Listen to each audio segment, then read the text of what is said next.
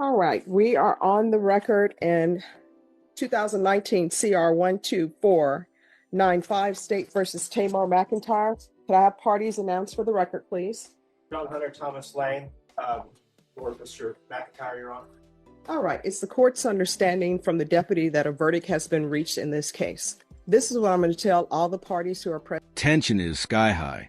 A capital murder trial is just seconds from a verdict. The judge knows how intense things could get. That warning about staying calm, it's not just manners, it's damage control. Think about it.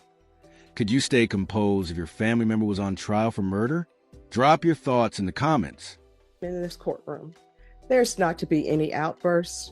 If there's an outburst, what's going to end up happening is a deputy is going to tap you on the shoulder. There's no need to get into a conversation with the deputy. That tap on the shoulder is meaning that you are to leave this courtroom, and you will only be allowed back in this courtroom if you're going to be a witness. Does everyone understand? Is there anyone who cannot do that? So both parties, for the state and the defense, if you need to talk to members who are currently in court that are either with the state or defense, you may do so now. Otherwise, I'm going to bring the jury in. Everyone knows to be on their best behavior, Your Honor. All right, let's bring the jurors in. All right, for the jury. All right, ladies and gentlemen, it's my understanding that you've reached a verdict in this case. Is that correct? And is that verdict unanimous? All right, if you will give the verdict form to Deputy Laura, please. All right, if the defendant could please stand. The jury find the defendant, Tamar McIntyre, not guilty of the offense of capital murder. Excuse me, no, out of the courtroom. Then boom, shock. The capital murder charge? Not guilty. But hold on. Before relief sets in, guilty of murder instead. The jury didn't let him off. They just chose a lesser charge. Here's the legal angle. In Texas, juries can reject capital murder, but still convict someone of regular murder. A technical, but Now.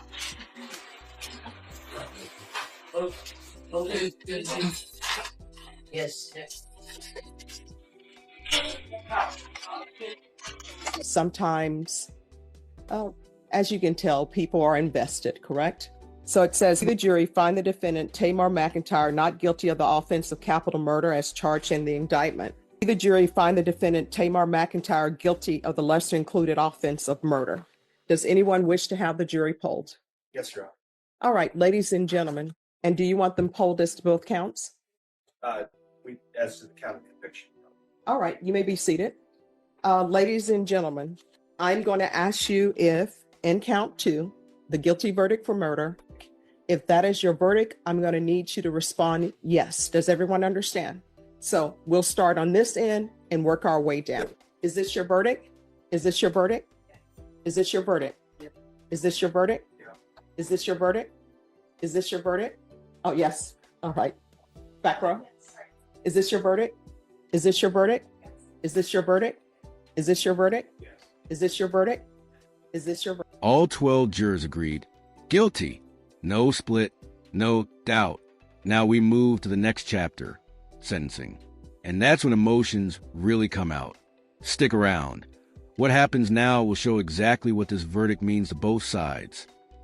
All right, ladies and gentlemen, what's going to happen now is I'm going to allow you all to have your recess for lunch, and then we'll begin the second phase of the trial. All right, everyone, please rise for the jurors.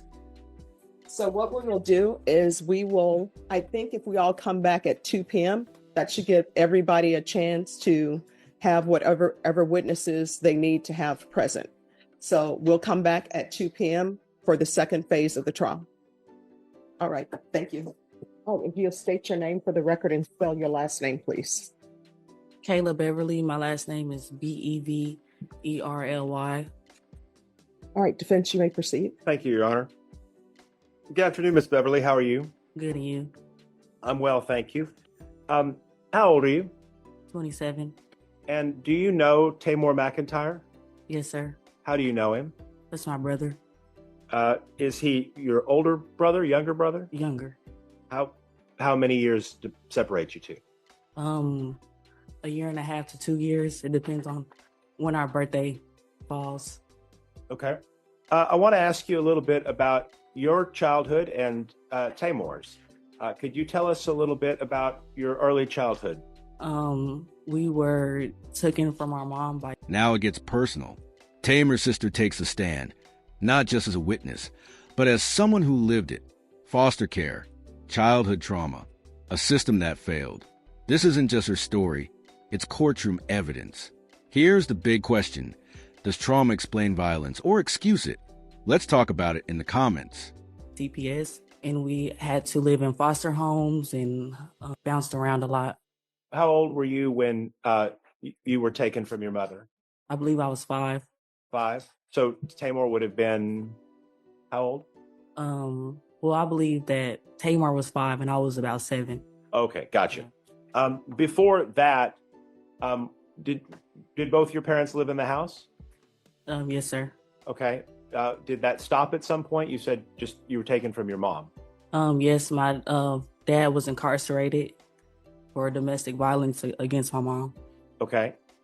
Do you know anything about that incident? Do you remember it? I remember seeing my mom after, like, injured. Tell us about that. I just remember seeing our mom afterwards. She was injured really bad after she was hospitalized. Stuff like that. Was Tamar around for that? Yes, sir. And you said your father was incarcerated. Do you know if he went to prison for it? Yes. Okay.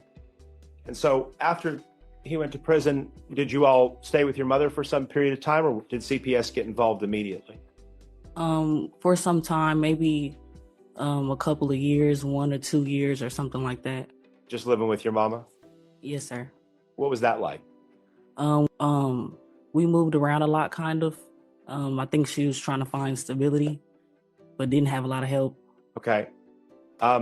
So you mentioned that eventually Child Protective Services got involved. Yes, sir. Can you tell us more about that? What happened there? One day they came and they took us from our mom, and we fought with them and cried. And then they put us in an orphanage. Okay. And you said that this was a couple years after your dad was locked up. If you need a moment, that's okay. Thank you. So, how old do you think you were when you went to the orphanage? I think Tamar was 5 and I was about 7. That's when they took us from our mom. When they took you from your mom? Okay. And was that orphanage in Texas or was that someplace else? It was in Las Vegas, Nevada. Do you remember the name of the orphanage? Child Haven. Child Haven? Yes, sir. And describe to the jury what Child Haven was like. It was like it was buildings, like different buildings in a property that was gated, and like the different buildings hold different kids of different ages.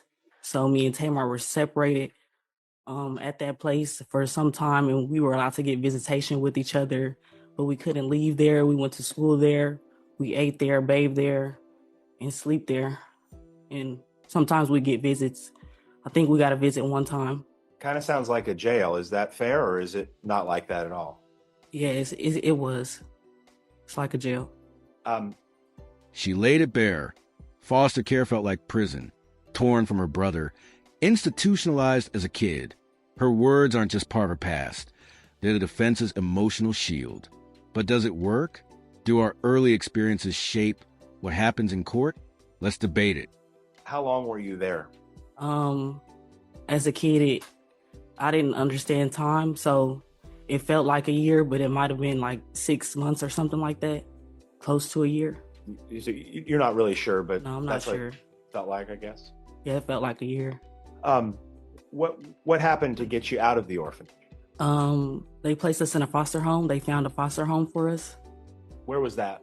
In Las Vegas, Nevada, in a neighborhood, low-income neighborhood. And you and Tamar were placed together in the same home? Yes, sir. Can you tell us a little bit about what it was like living in the foster home? We weren't happy, so it was sad.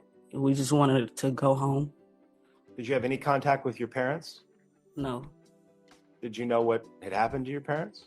No, it was times we didn't even know if our mom was still living. How long were you living with that foster? Was it a family or was it a single person? Do you know? It was I believe she was married and eventually her husband passed away. But it was a married woman. And what was daily life like with her? If it was during the year, then we go to school and we come back after school. If no extracurricular activities, and if it wasn't during the year, then we have to be in her home at all times, not allowed to ever leave. You couldn't leave her property? No, Tamor too, or just you? neither one of us, Tamar either. What happened if you tried to argue with her about that? She didn't allow it, and we were young, so we just Do you feel like you were provided for there? provided for because we ate every day and had a place to stay. So yeah, What about your emotional needs? no, not at all. How long were you with this woman and her husband before he died?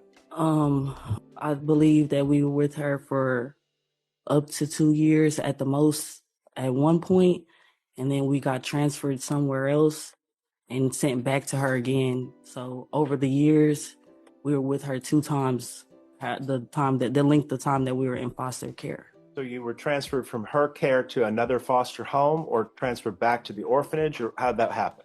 We were transferred to our grandfather family. Okay, tell me about your grandfather. He's a retired veteran. I don't know his age, but he took good care of us, and he's a good man. What's his name? Russell Hardy And where does he live? in Waco, Texas. Okay, and that's where you all went to stay after you left Las Vegas? Yes, sir.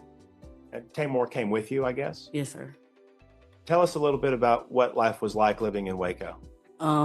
We were allowed to be kids, and we were happy for the time span that we were out there. We were happier than we ever been as a kid in foster care or any of that stuff.